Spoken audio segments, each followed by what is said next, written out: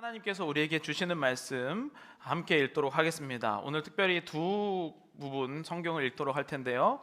구약 성경 출애굽기 3장 13절부터 15절까지 먼저 읽도록 하겠습니다. 출애굽기 3장 13절부터 15절, 제가 한 절, 여러분들이 한 절, 15절은 함께 읽겠습니다. 모세가 하나님께 아뢰되 내가 이스라엘 자손에게 가서 이르기를 너희의 조상의 하나님이 나를 너희에게 보내셨다 하면 그들이 내게 묻기를 그의 이름이 무엇이냐 하리니 내가 무엇이라고 그들에게 말하리이까.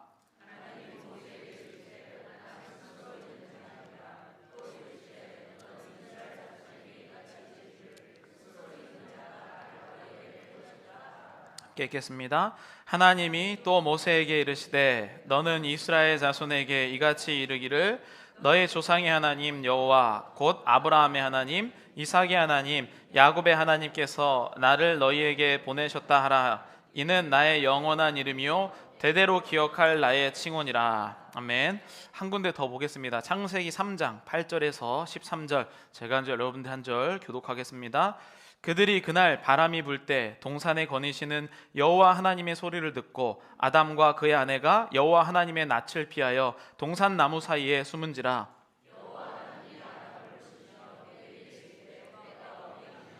이르되 내가 동산에서 하나님의 소리를 듣고 내가 벗었으므로 두려워하여 숨었나이다.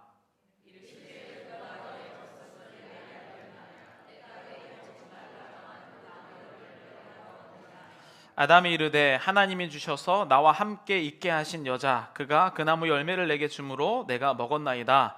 여호와 하나님이 여자에게 이르시되 깨므로 내가 먹었나이다. 아멘.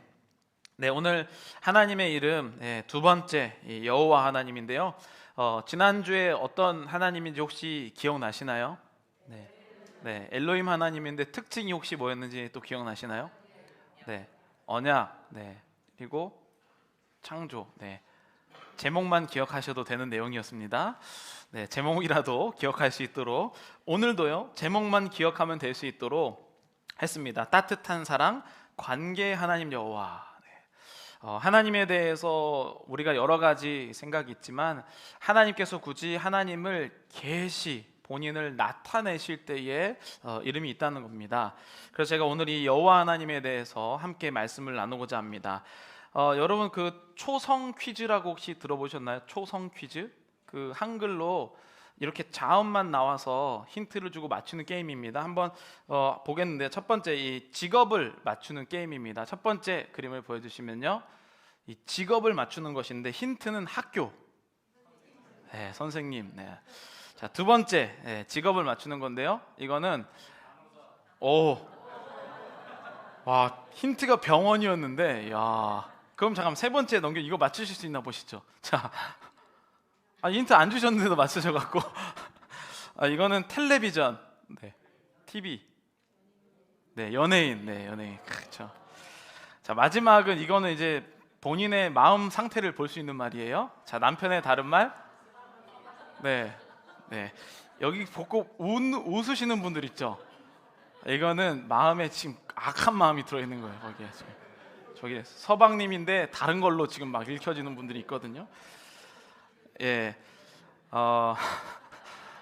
순수하신 분들은 무슨 소리인지 몰라요. 하지만 마음이 아주 악하게 타락하신 분들은 이게 잘못됐다라는 걸 아실 거예요. 평소에 생각했던 마음들. 여러분 만약에 이 초성 게임처럼 이렇게 자음만 글씨가 있다면 100년이 지나고 만약에 전자기기나 이런 기록물도 없이 100년이 딱 지나고 저렇게 이응 이응 이응만 남아 있다면 사람들은 이것을 어떻게 읽을까요? 100년 지나면 아마 혹시 여러분 그 예전에 100년 전에 한국의 문서를 보셨는지 모르겠지만 뭐 한문이랑 한글이랑 섞여진 것도 있고 한문도 엄청 많은데 사실 저는 못 읽을 것 같습니다. 그런데 지금 히브리어를, 고대 히브리어를 보면 모세오경이 처음 쓰여졌을 때 고대 히브리어를 보면요 자음만 쓰여져 있었다는 거예요. 그러니까 이응 이응 이응 이것처럼 자음만 쓰여져 있으니까 읽을 수가 없는 문자가 된 겁니다. 그래서 우리가 알고 있는 이 하나님의 이름에 대해서 하나님이 이 이름을 말씀해 주셨는데 그 이름을 이렇게 표현하고 있어요. 그림 보여주시죠. 이게 이제 히브리어죠. 근데 히브리어인데 네 글자예요. 근데 우리 한글이나 영어랑 반대로 거꾸로 붙어 있습니다. 그래서 이 네 글자를 하나님이 이름으로 주신 거예요. 그래서 그 네 글자를 요드, 그러니까 그 우리나라처럼 뭐 ABCD 이것처럼 요드 해 바브 해라고 읽는 거예요. 요드 해 바브 해. 근데 여러분 요드 해 바브 해라고 읽는 게 이름은 아니잖아요. 알파벳을 읽는 것이지. 근데 하나님께서 이 이름을 주시고 요드 해 바브 해라는 이런 것을 주셨는데 하나님이 이 말씀을 자신의 이름을 주시면서 굉장히 중요한 말씀도 함께 하시죠. 출애굽기 20장 7절 우리 함께 읽어보도록 하겠습니다. 너는 내 하나님 그의 이름을 망령되게 부르는 자를 죄 없다 하지 아니하리라. 아멘. 그러니까 하나님께서 처음에 하나님의 이름을 알려주시고 저 글자 네 글자를 남겨주신 요드해 바브해 이 네 글자를 원어를 남겨주셨어요. 그런데 이들이 10계명 모세가 이후에 10계명을 받고 여호와의 이름을 망령되이 일컫지 말라라고 하면서 이 이름을 부르지를 못한 거예요. 거룩한 이름을. 그래서 이 거룩한 이름을 못 부르고 글씨로만 써놓은 겁니다. 요드해 바브해. 그래서 이 부분이 남아있고, 그래서 이것을 뭐라고 하냐면 한문으로는 신명사문자, 신명사문자라고 하고, 고대 그리스어로는 요 네 글자를 뭐라고 하냐면 테트라그람마톤, 그리고 한국말로는 거룩한 네 글자. 그러니까 이름을 부를 수가 없어서 그냥 거룩한 네 글자라고 하고, 여러분 잘 아시는 것처럼 YHWH, 이게 영어로 표현하게 되면 거룩한 네 글자를 YHWH 이렇게 표현을 했다는 거죠. 그래서 여호와의 이름을 망령되이 부르지 말라라고 하는 하나님의 그 명령을 따르기 위해서 이름을 못 부른 거예요. 그러면은 이들이 이제 성경을 읽을 때 하나님이라고 나온 글자가 있을 거 아니에요. 그럼 그거를 어떻게 읽었냐는 거예요. 글씨가 써 있었어요. 요드해 바브해가 있는데 글씨를 읽다 보면 그 부분을 요드해 바브해라고 부를 수가 없으니까 그거를 우리가 대치해서 하나님의 이름을 부를 수 없으니까 다른 말로 부르자라고 해서 그들이 불렀던 단어가 바로 아도나이라는 단어예요. 아도나이라는 단어는 나의 주님이라는 뜻이죠. 그래서 이 요드의 바브에라고 하는 것을 써있기는 요드의 바브에라고 써있지만 읽을 때는 아도나이라고 부르게 된 겁니다. 나의 주님. 그래서 여러분 요즘에도요, 지금까지도 정통 유대인들은요 이 요드의 바브에 이거를 읽지 않아요. 심지어는 아도나이도 불경하다고 얘기하지 않고 뭐라고 얘기하냐면 하쉔, 뭐냐면 그냥 그 이름, 거룩한 이름, 이 정도로만 표현해요. 그렇게 하나님의 이름을 거룩하게 여기는 마음을 가진 것에서 하나님의 이름을 오히려 부르는 법을 잃어버리게 돼요. 그래서 지금 이 유대인들 중에 어떤 사람들이 있냐면 이렇게 생각해요. 만약에 메시아가 온다면, 우리는 예수님을 메시아라고 믿지만 유대인들은 아직도 메시아가 안 왔다고 믿잖아요. 그래서 만약에 메시아가 온다면 저 요드해 바브에를 정확하게 발음할 수 있는 사람이 메시아가 아니겠냐, 하나님의 이름을 제대로 발음할 수 있는 사람이 메시아가 아니겠냐, 이 정도로까지 이 하나님의 이름 부르는 법을 잃어버리게 됩니다. 그런데 우리는요, 지금 오늘 성경에 보면 하나님이라고 쓰기도 하고 또 여호와라고 쓰기도 한단 말이에요. 근데 이런 모든 부분들이 도대체 어떻게 된 건가? 지금 한국의 이 성경 번역은요, 세계적으로 그래도 조금 잘 번역된 이 성경이다라고 인정을 받고 있어요. 근데 지금과는 조금 다른 형태였던 이제 1880년대로 돌아가 보면 한국어 성경을 만들게 된 계기가 이 중국 쪽에 있는 선교사님들이 한국 사람들이 자꾸 중국에 뭐 이렇게 무역으로 오면서 이런 사람들도 있으니까 여기에 복음을 전해야겠다라는 생각을 가지고 중국에 있는 성경을 바탕으로 한국에 있는 성경을 중국어를 한국어로 번역을 합니다. 그러니까 우리는 처음에는 중국어 성경을 받아들인 것이죠. 그래서 한글로 번역됐어요. 근데 그 나중에 이제 영어 성경이라든지 해서 지금의 형태가 오게 됐어요. 근데 이제 그때 여호와란 이름도 함께 들어오게 됐는데 그 중국어 성경은 또 자기들이 쓴 게 아니잖아요. 그럼 중국어 성경은 어떤 본문을 봤을까요? 네, 영어 그 당시에 이 킹 제임스 버전이라고 하는 영어 성경을 중국어로 번역한 거예요. 근데 오늘날에도 킹 제임스 버전 주의자들이 있어요. 그러니까 킹 제임스 버전 이외에는 성경이 아니다 이렇게 생각하는 사람들도 있는데, 어쨌든 우리가 중국어에서 킹 제임스 버전을 본 그 성경을 본 거예요. 킹 제임스 버전은 1600년도에 우리가 잘 아는 것처럼 이제 그 인쇄술이 발달할 때 구텐베르크가 첫 번째 책으로 뽑아낸 것이 바로 이 성경인데, 그때 이제 킹 제임스 버전을 찍어냈는데, 원래 번역은 1530년대에 번역이 돼요. 근데 성경을 영어로 번역했다는 이유로 이 성경을 번역했던 사람이 10달 뒤에 화형을 당합니다. 이 성경을 영어로 번역했다는 이유로. 원래 라틴어로 돼 있었는데, 그래서 그 라틴어로 이 킹 제임스 버전은 라틴어 성경을 또 영어 성경으로 바꾼 것이고, 라틴어는 더 뒤로 가면 기원전 3세기에 보면 우리가 알고 있는 이 70인역이라고 하는 셉투아젠트라고 부르는 70인년 성경이 그리스 성경을 다시 라틴어로 온 거예요. 그리스인 성경을 더 전으로 넘어가면 우리가 아는 것처럼 히브리어 된 성경이죠. 그러니까 처음에는 히브리어를 써 있다가 이 그리스 그리고 로마 시대로 넘어가면서 그리스 성경으로 번역된 게 70인역이고, 그리스 성경을 다시 3세기로 넘어가면, 기원 후 3세기로 넘어가면 라틴어 시대였기 때문에 라틴어로 번역하고, 라틴어가 영어로 되고, 영어가 중국어가 되고, 중국어가 한국어로 오게 됐다. 이렇게 긴 스토리가 있는 거야. 그런데 이 긴 스토리 중에 사람들이 질문하게 된 내용이 무엇이냐면, 바로 이 하나님 여호와라고 해석된 게 도대체 뭐냐라는 것에 대한 질문이었어요. 그래서 보면요, 지금 이 처음에 이제 킹 제임스 버전에서 했지만 나중에 지금 아메리칸 스탠다드 버전이 있어요. 거기에도 보면 이 여호와라는 것이 있고, 지금 NIV라고 부르는 현대의 영어 성경에는 여호와라는 말이 안 나옵니다. 왜냐하면 원래 여호와라는 말이 성경에는 없는 거라고 그들은 이 성서 비평을 통해서 이야기했기 때문인데요. 사실 저는 그 부분에 대해서 반대를 합니다. 여호와라는 말을 히브리어 원문에는 있는 내용이에요. 그래서 제가 이제 원문이랑 한글 성경을 비교해 봤을 때 한글 성경에 이 여호와라고 번역된 단어들이 히브리어 원문 성경과 많이 일치하는 부분들이 있어요. 오히려 영어 성경이 일치하지 않는 부분이 더 많이 있습니다. 왜냐하면 이 영어 성경은 이 자꾸 성서 비평이라고 하는데, 본 뜻이 아니라고 생각하면 성서의 단어를 바꾸거나 뜻을 빼요.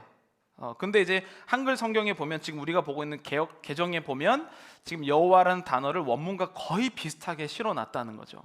그럼 도대체 여호와가 뭐길래 이렇게 막 신학자들이 뭐 뺐다 안 뺐다 이렇게 하는가? 그것이 바로 이제 그림을 하나 보이죠. 영어로 된 거, 이제 원문이요. 자, 여기에 보면 여러분들이 보시기에 왼쪽에 있는 게 아까 불렀던 신명사 문자예요. 요드해 바브해.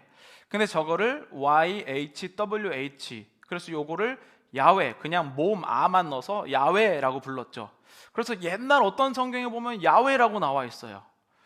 그런데 여기에서 이 신명사 문자 YHWH라고 할 때 저 야훼, 저 문자, 여기 영어로 보면 뭐라고 나와 있냐면요, What was written, 그러니까 글씨로만 썼던 이름이란 뜻이에요. 그러니까 요드해 바브해, 글씨로만 썼던 이름을 거기에서 자음만 가지고 온 거예요. 그렇죠? 그래서 여러분 영어 성경에 보면 대문자 LORD가 있고 소문자 LORD가 있어요.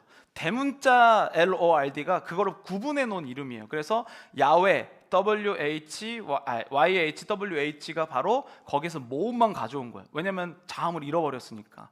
근데 이들이 이거를 부르고 싶으니까 이 오른쪽에 있는 글이 뭐냐면 아도나이예요. 그래서 아도나이는 원래 뜻이 아닌데 나의 주님이라고 하는데, 그 아도나이에서 이 신명사 문자에서 자음은 있으니까 아도나이에서 모음만 빼요. 그래서 아도나이 할 때 아오 요것만 빼온 거예요. 그래서 이 신명사 문자에 있는 이 자음과 그리고 아도나이에 있는 모음을 합쳐서 읽었던 글자가 바로 예호바라는 글자예요. 그래서 이것을 독일과 영어로 넘어오면서 우리가 알고 있는 저호바가 된 것이죠. 그러니까 이 말은 어떻게 보면 성경에는 없는 말이지만 성경을 읽는 사람들이 하나님을 어떻게 대하느냐를 알 수 있는 전통이 들어있는 말이에요. 그래서 히브리어 원문에 보면 여호와라는 글씨가 있는데 이것이 다 이런 과정을 거친 이들의 하나님을 믿는 신앙이 들어간 단어이다 라고 표현을 할 수가 있을 것 같습니다. 그래서 제가 이 더 롤 그리고 롤의 대문자 소문자 알고 보면 그래서요, 야훼, 아도나이, 그다음에 여호와 다 똑같은 이 하나님, 신명 사문자 요드해 바브의 같은 뜻이에요. 그래서 해석하자면 나의 주님이라고 부를 수 있고, 이 여호와라는 것의 원뜻은요 원래 존재 그리고 있다라는 뜻이에요. 그래서 하바흐라는 동사에서 온 존재, 있다. 그래서 오늘 본문인 이 출애굽기 3장에 보면 하나님이 제가 누구가 보내서 왔다고 합니까? 라고 물어볼 때 모세에게 하나님이 나는 스스로 있는 자다 라고 했을 때 그게 바로 존재하다, 있다 라는 뜻을 담고 있어요. 그래서 바로 이어서 14절에 그렇게 얘기하고 15절에는 나는 스스로 있다 라는 것을 여호와라 불러라 이렇게 표현을 했다라고 나오고 있는 것이죠. 근데 사실 저는요 이 말씀을 좀 연구하고 하면서 어떤 생각이 들었냐면 참 죄송한 마음이 들었어요.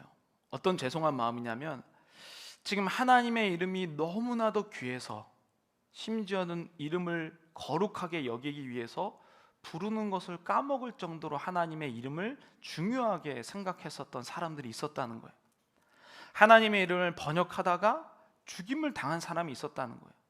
그 하나님의 이름이 도대체 뭐길래 우리는 이렇게 편하게 뭐 여호와로 불렀다가 하나님이라고 불렀다가 야훼라고 불렀다가 그냥 생각나는 대로 막 불렀다가 아버지라고 불렀다가 이렇게 얘기하지만 이 하나님을 대하는 태도 가운데 수많은 믿음의 선조들은 하나님의 이름 하나 때문에 목숨을 건 자들이 있었다는 거예요. 제가 이 말씀을 읽으면서 너무 부끄러웠어요. 내가 하나님이 나한테 관심 가져주는 건 참 원하면서 하나님에 대해서 이렇게 관심이 없었구나.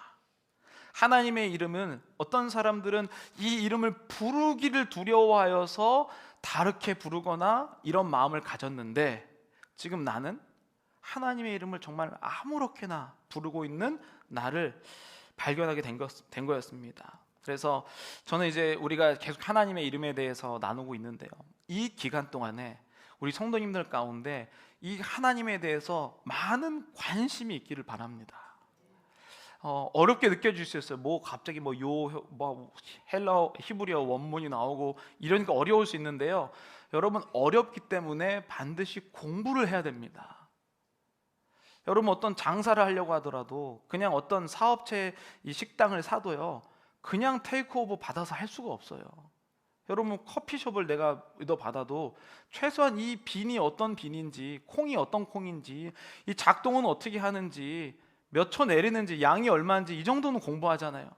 근데 하나님을 배울 때 왜 우리는 대충 다 돼 있다라고 생각하는지, 저는 여러분들이 하나님께 관심을 갖는 이 하나님의 이름 시리즈 가운데 이해가 안 되시면 집에 돌아가셔서 다 녹화돼 있습니다. 다시 적으면서 읽으시고 또 공부하시고 필기하시고 외우셔서 이 하나님이 진정으로 여러분들의 하나님이 되시기를 간절히 축복합니다. 그래서 이 존재, 있다라고 하는 하바흐로부터 나온 이 여호와라는 분을 오늘 본문 출애굽기 3장 13절 15절에서 이렇게 표현하죠. 14절에 하나님이 모세에게 이르시되 나는 스스로 있는 자이니라, 또 이르시되 너는 이스라엘 자손에게 이같이 이르기를 스스로 있는 자가 나를 너희에게 보내셨다 하라, 이렇게 표현을 해요. 그리고 나서 하나님께서 똑같은 본인을 부르라고 하는 말을 15절에 이렇게 얘기하죠. 하나님이 또 모세에게 이르시되 너는 이스라엘 자손에게 이같이 이르기를 너의 조상의 하나님 여호와 곧 아브라함의 하나님, 이삭의 하나님, 야곱의 하나님께서 나를 너희에게 보내셨다 하라, 이렇게 표현하거든요. 근데 이제 15절을 보면 이상한 부분이 있죠. 하나님께서는 분명히 나를 여호와라 라고 표현하시고 그 뒤에 뭐라고 하냐면 아브라함의 하나님, 이삭의 하나님, 그리고 야곱의 하나님이라고 표현해요. 같은 하나님의 같은 문장 안에서 여호와로 부르라고 얘기한 다음에 이삭의 하나님이라고 이름을 바꿔서 표현한단 말이죠. 도대체 이게 무슨 뜻인가?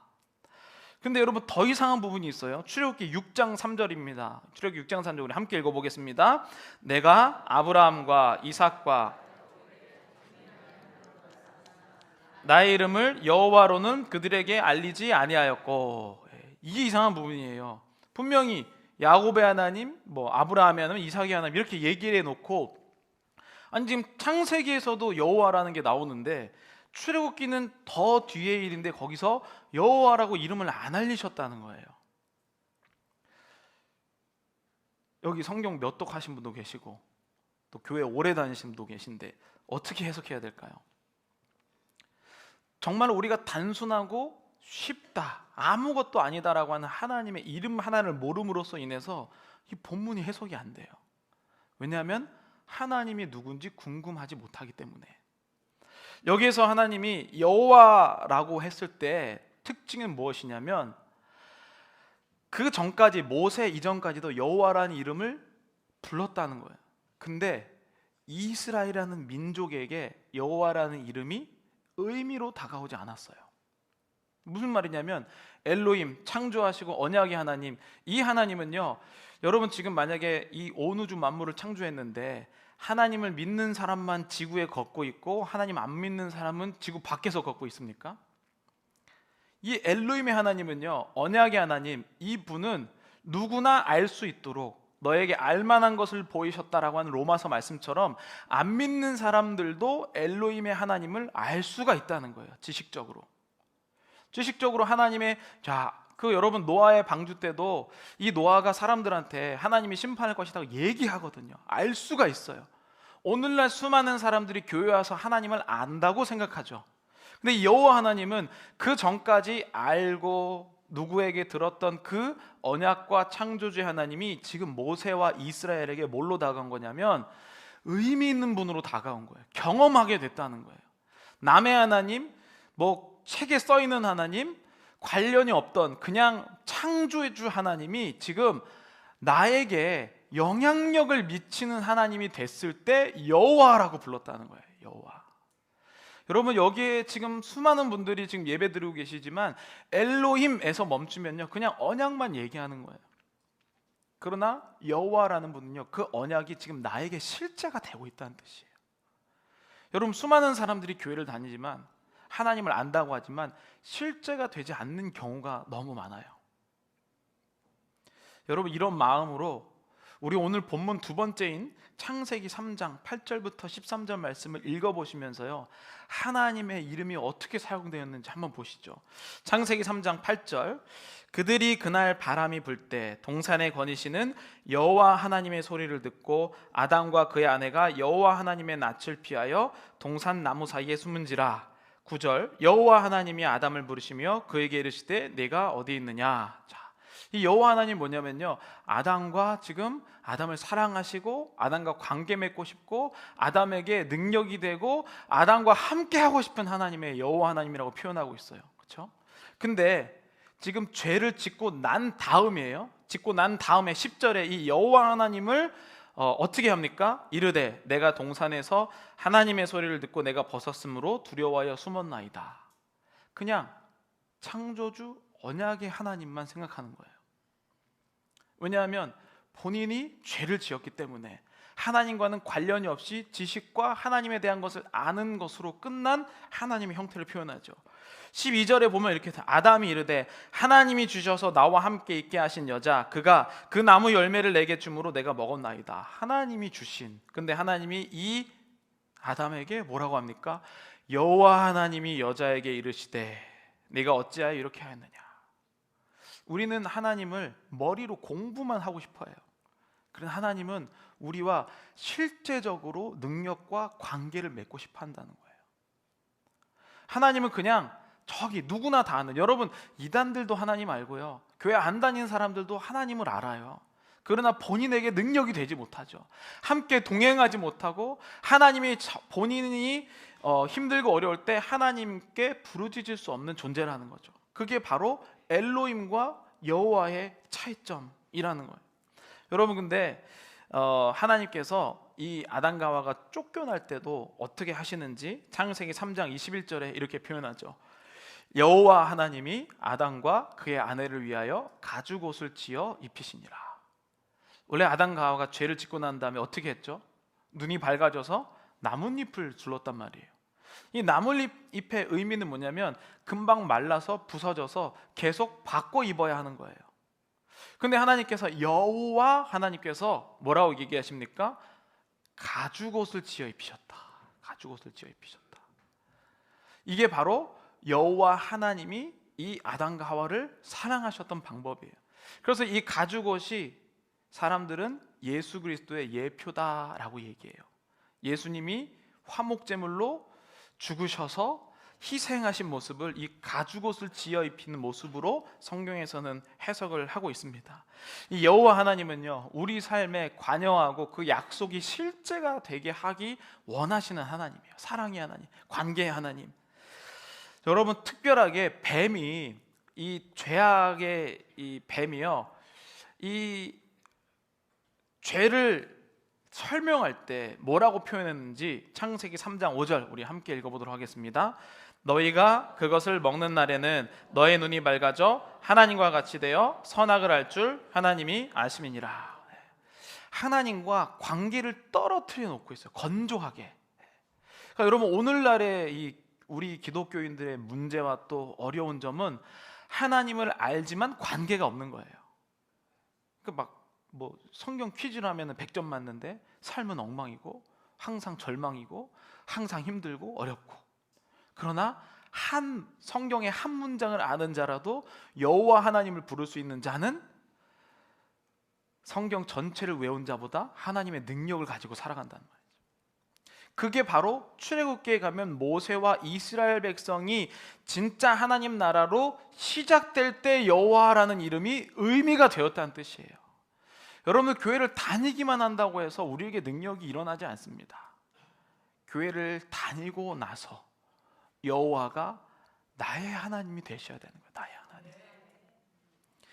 창세기 이제 6장, 7장에 보면 노아의 홍수 얘기가 나오잖아요. 인류가 죄를 지어서 심판하시는 하나님이 나오신단 말이에요. 근데 하나님께서 이 노아에게 이제 인간을에게 벌 주는 거잖아요. 그래서 인간 말고 다른 동물들을 살리기 위해서 그 각기 종류의 동물들을 다 배로 모으시는 장면이 바로 6장이에요.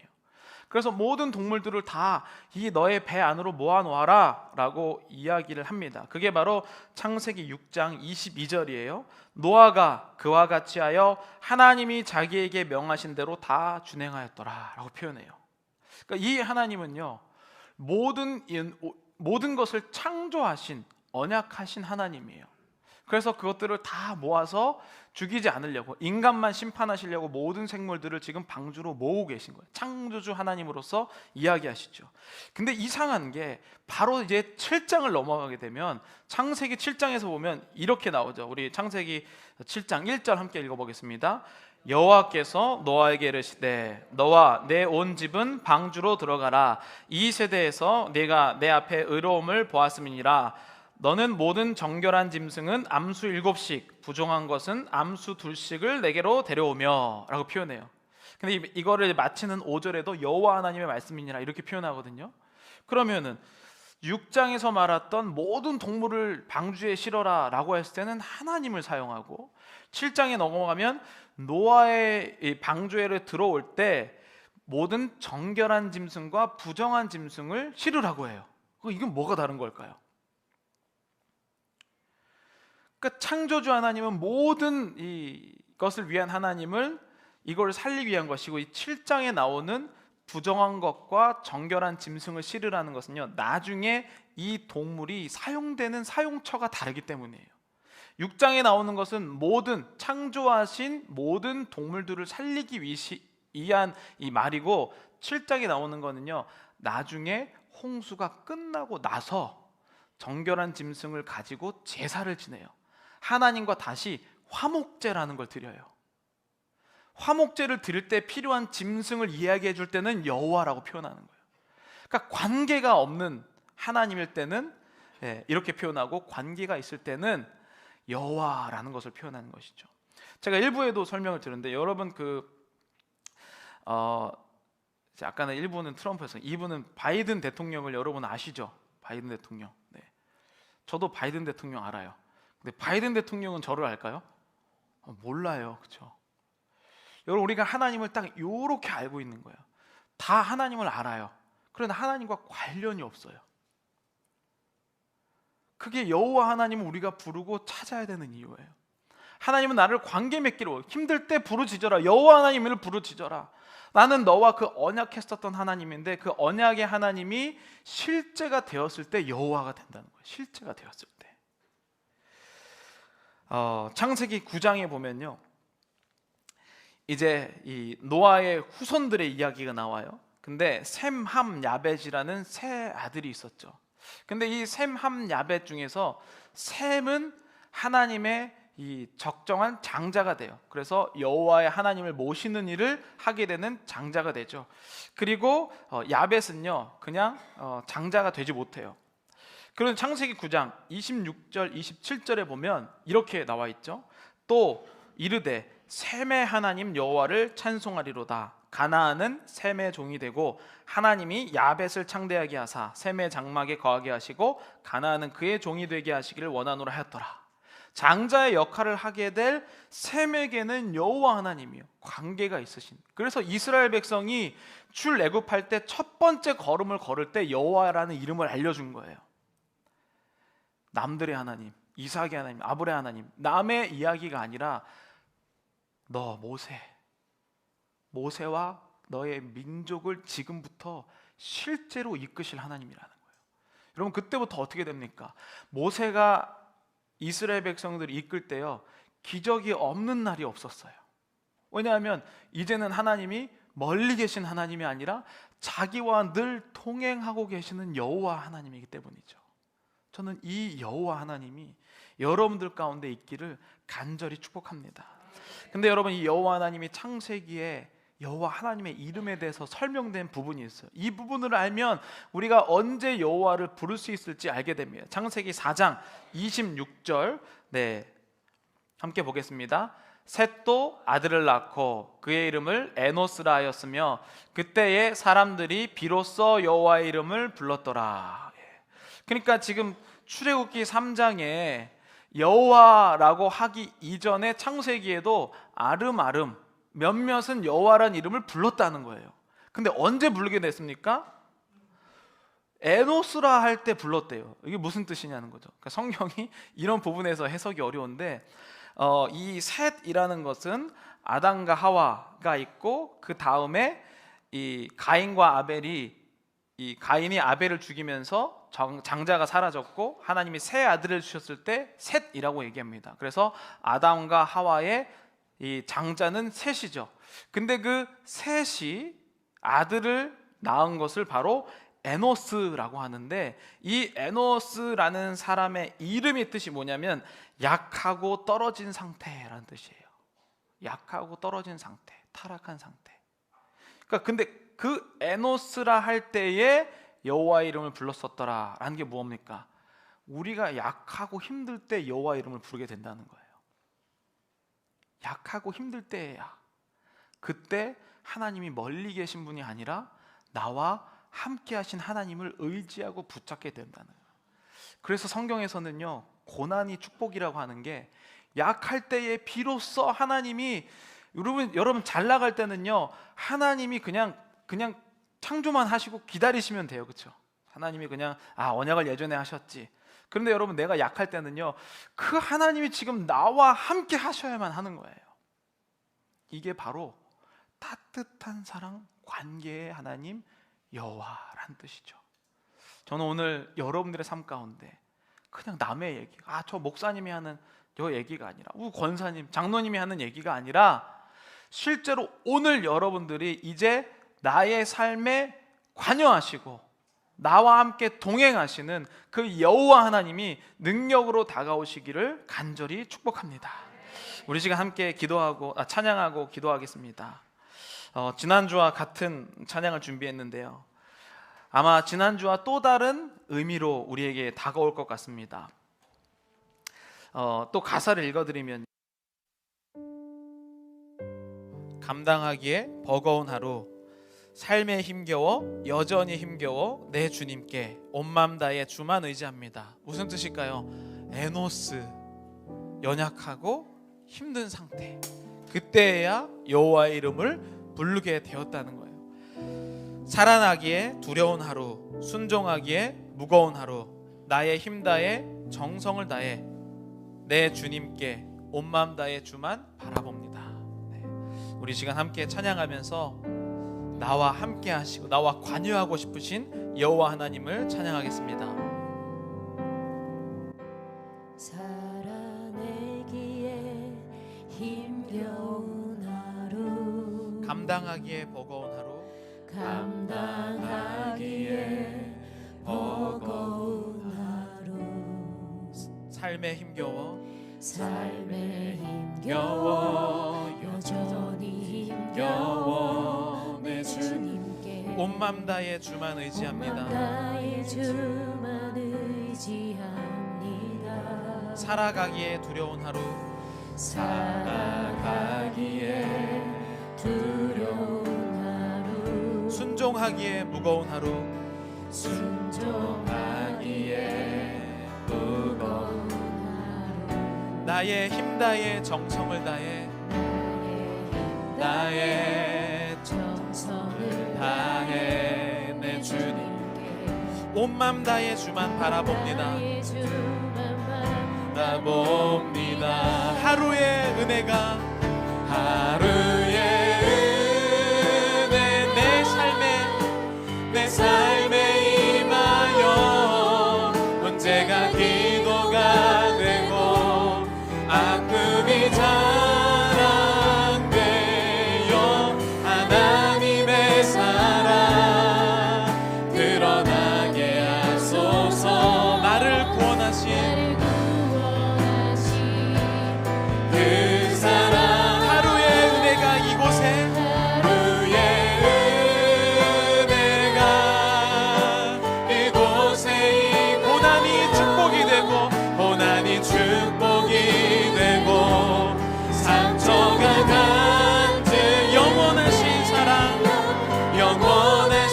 사랑 신뢰하게 하소서. 하루를 살아가니 우리 다시 한번 고백하겠습니다.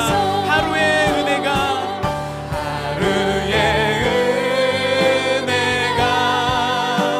내 삶에 임하여 문제가 기도가 되고 아픔이 자라 하나님의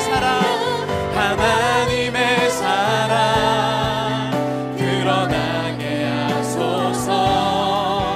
나를 구원하신 그 사랑 하루의 은혜가 이곳에 임하여 은혜가 이곳에 임하 고난이 축복이 되고 축복이 상처가 간증되어 영원하신 사랑 신뢰하게 하소서. 하루를 살아가니 주 두려워 말라 놀라지도 말라. 아멘. 두려워 말라 놀라지도 말라. 내가 어딜 가든지 무슨 일 만나 내가 함께하리라